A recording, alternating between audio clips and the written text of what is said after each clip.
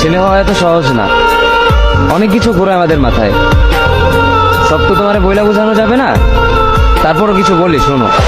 আমরা ছেলেরা বউর সামনে মার সাথে ভালো করে কথা বললে মার আঁচলে থাকা সন্তান, আবার মার সামনে বউর সাথে ভালো করে কথা বললে বউর গোলাম।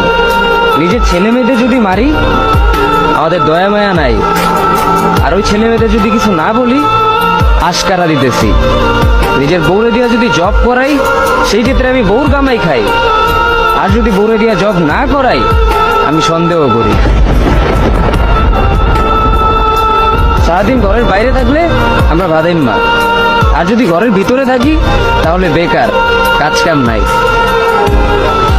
আর এই তোমাদের মেয়েদের গায়ে যদি আমরা ভুলেও টাচ করি না আমরা নির্যাতক, আর যদি তোমরা মেয়েরা আমাদের গায়ে হাত তুলো আমরা কাপুরুষ। আর একটা ছেলে কি বা করে পুরা লাইফে নিজের জন্য? মার ওষুধের থেকে শুরু করে বউ বাচ্চার প্রত্যেকটা সব পালন করার দায়িত্ব একটা পুরুষের। কিন্তু কি লাভ এত কিছু কইরা?